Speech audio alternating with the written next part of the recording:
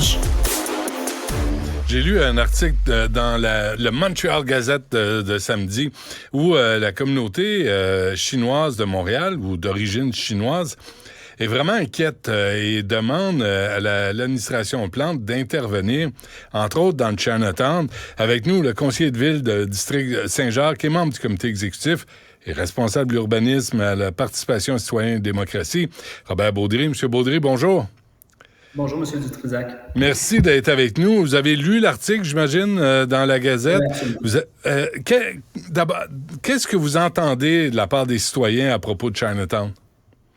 Bien, c'est des préoccupations essentiellement liées à tout ce qui est les enjeux d'itinérance, mais également des enjeux de toxicomanie, de criminalité. C'est des enjeux qu'on entend dans plusieurs quartiers du centre-ville de Montréal. On a vu les effets des surdoses dans les dernières semaines et derniers jours, mais aussi les impacts de campement, aussi présence de personnes qui ont de la difficulté à se trouver un logement et à le maintenir.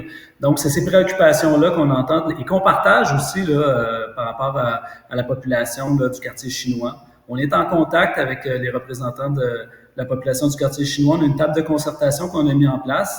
On agit, on travaille avec les différents partenaires, on travaille avec les services de police, mais c'est une situation qui est fort complexe, si on peut le comprendre. Quand on parle itinérance, toxicomanie, criminalité, des fois tout ça se mêle. Donc, il faut y aller de front, il faut y aller en commun, il faut y aller avec tous les paliers de gouvernement, puis c'est ce qu'on fait. Pensez-vous qu'on entend tout ce qui se passe dans le quartier chinois? Parce qu'il y a deux nouvelles. Le 2 août, pour la deuxième fois en quelques heures, un homme poignardé dans le quartier chinois, la Gauchetière-Ouest et Clark. Le 17 août, un prêtre d'une église catholique chinoise locale dit qu'il a été frappé à coups de pied par une femme devant son église. Les gens disent, moi, je suis allé au Comic-Con, au Palais des Congrès.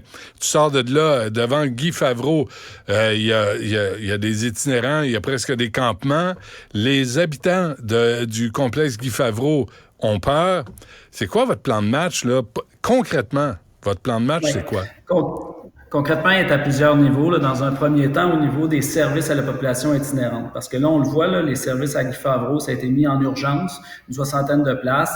On le sait qu'avec les travaux qui s'en viennent à Guy Favreau, ça doit être relocalisé. On peut pas juste penser à le fermer puis que ces gens-là vont disparaître. Il faut trouver des solutions permanentes. Et là, c'est ce qu'on travaille avec le gouvernement du Québec, avec les CIUS.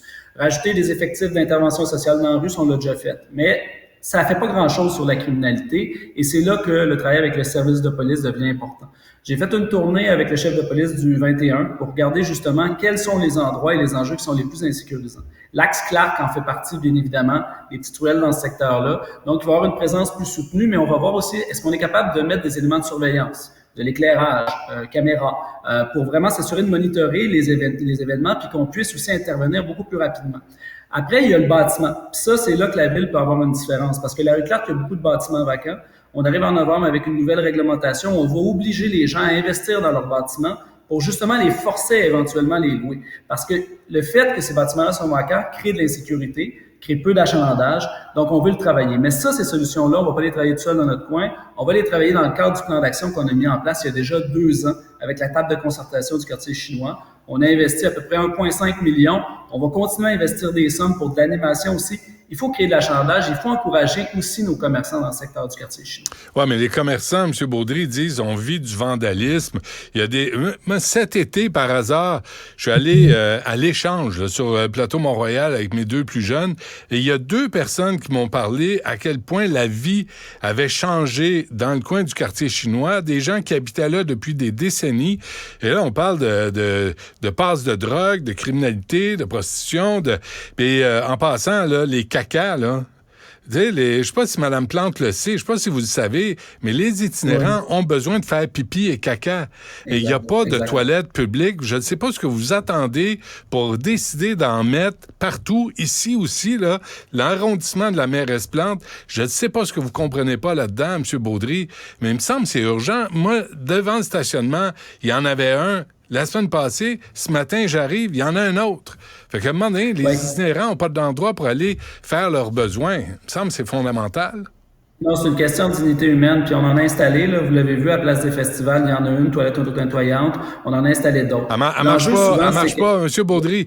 Les itinérants nous l'ont dit, elle marche pas, puis elle est jamais ouverte, là, fait que ça aide pas, ça. Elle est pas jamais ouverte, elle est ouverte, mais on en a rajouté. Puis on en rajoute des toilettes bleues. L'enjeu, c'est que ça fait aussi vivre de l'insécurité des fois aux résidents quand on met des toilettes bleues à des endroits parce que il y a de la toxicomanie qui se passe, il y a des enjeux de passage fréquents. Donc, il faut trouver une solution permanente. Cette solution permanente-là, elle passe par des meilleurs services pérennes de jour pour les personnes itinérantes. Et c'est là qu'il faut travailler avec le gouvernement du Québec, des centres de jour, donner les ressources à nos organismes communautaires pour justement accueillir ces personnes-là. Mais nous, dans l'espace public, bien évidemment, on va travailler à l'installation de façon chirurgicale de ces endroits-là parce que les gens ont besoin de ça. C'est une question de dignité humaine. Mais je veux revenir sur un élément, sur la criminalité et l'itinérance. Ça, c'est clair pour nous. On va agir sans compromis sur la criminalité. C'est tolérance zéro. Puis ça, on travaille avec les services de police du 21, du 22, par exemple, dans le secteur du village. Par contre, au niveau des populations vulnérables, on se doit d'agir avec bienveillance parce que c'est l'approche montréalaise qui nous a été payante dans bien des dossiers. Est-ce que c'est simple? Non. Attendez. Est-ce que c'est difficile? Oui. Payante, là, allez voir les commerçants dans le quartier Guil, sur la rue Sainte-Catherine, pas très payant. Il y a des restaurants là ils sont placardés puis ils reviendront jamais. Le propriétaire du cocktail, là, le bar gay, qui est sorti... J'ai parlé à plusieurs reprises. Qui a dit que c'était pas réglé, là. Ça se règle pas ce qui se passe dans le village. Allez-y. Je n'ai jamais dit que c'était réglé. Ce que je dis, c'est que on va agir de façon équilibrée et on agit avec les commerçants. Est-ce que c'est simple? Absolument pas. C'est une situation qui est complexe parce qu'on parle de pauvreté, parce qu'on parle de santé mentale, parce qu'on parle de toxicomanie, parce qu'on parle de criminalité. Tout ça se mélange ensemble. Donc, il faut y aller de front. Une chose qui est certaine, par exemple, c'est que la Ville de Montréal agit. On a besoin de nos partenaires. On a besoin de Québec. On a entendu des bonnes nouvelles de la part du ministre lors du sommet qui voulait s'impliquer au niveau de l'itinérance. On va avoir besoin du fédéral aussi. Donc, attendez. Tout le monde ensemble là-dessus. Vous réjouissez que le ministre Carman se réveille? Parce que les maires et les mairesses ont sonné l'alarme. France Bellil, Bruno Marchand... Là, il vient de se réveiller, puis vous réjouissez de ça. Vous pourriez au moins dire, il est en retard sur la réalité, là, le pauvre ministre Carman. On l'a dit, je pense qu'on a dit à bien des reprises qu'il est temps d'agir et qu'il faut agir. Mais bien évidemment qu'on se réjouit que le gouvernement de la CAQ veut intervenir sur ce dossier-là, ce dossier prioritaire. Ça va passer par le logement, ça va passer par l'intervention psychosociale et des ressources spécialisées. Qu'est-ce que vous pensez de l'absence de Mme Duranceau, qui est responsable de l'habitation, au sommet sur l'itinérance, M. Baudry? Dites-moi la vérité, là. Dites-moi la vérité, ce que vous pensez, là. Je vous dis la vérité. C'est déplorable. On veut la participation de tous les ministres dans ce type d'initiative. Toutefois, par la suite, on espère bien évidemment qu'il va y avoir de l'investissement majeur en logement social. Parce qu'on ne réglera pas la situation de la pauvreté et de l'itinérance si on ne règle pas l'enjeu de l'accès au logement et du soutien communautaire dans ces logements-là. Donc, on souhaite qu'elle devienne une actrice de changement impliqués dans le dossier. OK. Tout ça, là, c'est bien dit. Vous avez été formé à être politicien. Bravo. Est-ce que vous demandez la démission de Mme Duranceau, qui n'est pas capable de comprendre qu'il y a un lien entre la crise du logement et la crise d'itinérance, qui ne se présente pas à un sommet où tout le monde est présent? C'est comme elle ne comprend pas l'urgence du problème. Non, pour ma part, ce que je demande, c'est une implication de tous les ministères. Il faut briser les silos, autant au niveau de la santé, autant au niveau de l'habitation, autant au niveau de l'intervention de la sécurité publique. C'est ça qu'on souhaite. Et c'est ça qu'on envoie comme message au gouvernement du Québec et qu'on espère qu'il sera entendu dans le prochain budget. Vous savez qu'on a ri de vos politiques, M. Baudry, là, vous, à la Ville de Montréal, là, vos plantes dans des pots à 426 000, votre terrain de mini-pot ici, là, en plus, vous avez bloqué la rue Sainte-Catherine jusqu'à Saint-Hubert pour mettre des mini-pots. À quoi vous pensez? Quand vous êtes en meeting, là, c'est qui le cabochon qui dit « Quelle bonne idée, on va mettre un hostie de kit de mini-pot pour bloquer la rue comme si c'était pas assez bloqué sacrément à Montréal. » M. Baudry, c'est qui le cabochon qui a pensé à ça? J'utiliserai pas le terme cabochon parce qu'on travaille avec des partenaires qui ont fait leurs preuves, comme le partenariat du quartier des spectacles. C'est un cabochon, je vous le dis. Je dois vous dire que ça a été fortement utilisé, ce terrain-là. Ça crée de l'achalandage, ça crée de la vie dans un endroit dévitalisé. Savez-vous quoi? Le préposé au bâton de golf pour votre mini-pot, vous auriez dû lui mettre un balai dans les mains pour ramasser la marde qui se promène sur les trottoirs. Il me semble que vous pourriez être plus réaliste dans vos projets. C'est une farce. Vos plantes vertes, là, 426 000 pour vos plantes vertes. Qu'est-ce que ça a changé, M. Baudry? Je serais d'accord avec vous si nos interventions se limitaient à ça, mais elles ne se limitent pas à ça. Elles se limitent par de l'intervention sociale, chose qui n'avait jamais été faite à Montréal. Elles continuent avec l'intervention policière aussi qu'on a rajoutée dans le secteur. Elles continuent avec la mesure de protection de maisons de chambre aussi pour permettre aux personnes itinérantes de se loger. Ça, c'est du concret. Ça, c'est des mesures vraies, mais il faut aussi qu'on anime les espaces. Et le fait d'animer la rue Sainte-Catherine, ça nous est demandé, vous savez par qui? Par les commerçants. Et c'est ce qu'on a fait, c'est ce qu'on va continuer de faire. Par les commerçants, en face, c'est placardé, M. Baudry. Puis Archambault vient de quitter le secteur, les commerçants. Rêvez-vous? À qui vous parlez, asti? Vous êtes complètement en dehors de la réalité. Nous, on travaille ici, là, chaque jour. Nous, on est ici chaque jour. Puis en dessous d'Econo-Fitness, c'est en train de se vider. Le McDo est à peu près vidé. Le voyez-vous, ce qui se passe? Je vais vous dire une chose. L'arrondissement de Ville-Marie a ses bureaux à la place du Puy. On y est chaque jour. Nos employés y passent chaque jour. On a ce secteur-là à cœur plus que personne et on y travaille. On a des employés qui sont hyper dédiés, qui essaient de trouver des solutions. C'est pas des solutions, c'est pas des situations évidentes, mais on essaie des choses et on investit, on met de l'argent et on met de l'effort. OK. Savez-vous quoi? C'est peut-être des mauvaises idées. Vous avez peut-être de bonnes intentions et des vœux pieux, mais ça marche pas, câlisse. Tu sais, c'est peut-être ça le problème, M. Baudry. Puis peut-être que vous, dans vos bureaux, vous vous dites quelle excellente idée de mettre un mini-pot, mais nous, sur le terrain, sur le trottoir, on voit que ça donne rien, puis ça rassure pas la population.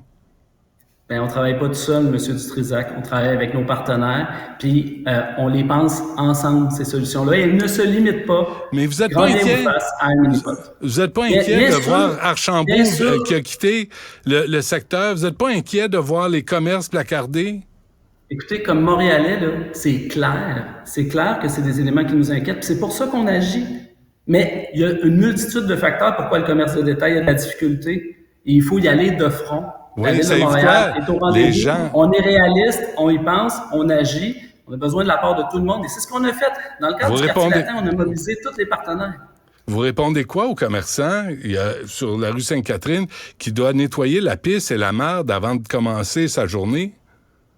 Ben, que c'est effectivement des situations qui sont intolérables, qu'on y travaille, qu'on travaille avec la Société de développement commercial pour faire du beau dans le secteur, pour intervenir. On travaille avec nos entreprises de nettoyage. On rajoute des sommes. On a rajouté des sommes pour l'entretien sur la rue Sainte-Catherine. Qu'on va arriver avec un investissement majeur pour réaménager la rue, pour permettre justement qu'elle soit beaucoup plus agréable pour les commerçants. Ouais. Donc, c'est toutes ces choses-là qu'on leur dit, c'est qu'on est conscient de l'enjeu, on est conscient des difficultés et on va prendre les mesures conséquentes. En tout cas, là, votre mairesse, là, qui veut plus me parler, là, Mme Plante, là, va être à New York, le Climate Week, là.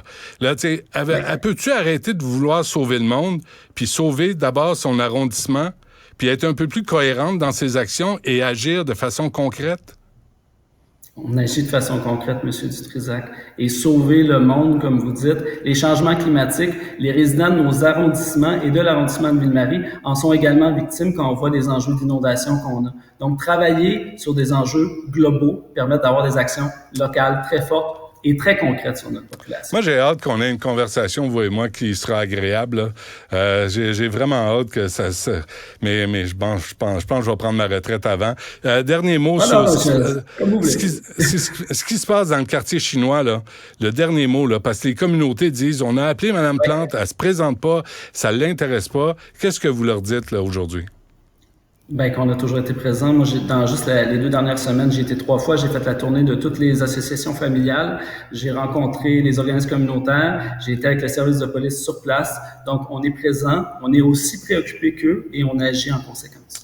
Robert Baudry, qui a le courage et la témérité de venir en entrevue. Merci. Merci. Non, mais je le souligne parce qu'il y a beaucoup de politiciens qui se cachent parce qu'ils veulent pas répondre à des questions qui sont de toute évidence bien simples. Mais merci, M. Baudry, de le faire. Merci à vous, M. Peut-être à la prochaine. Avec grand plaisir. Merci.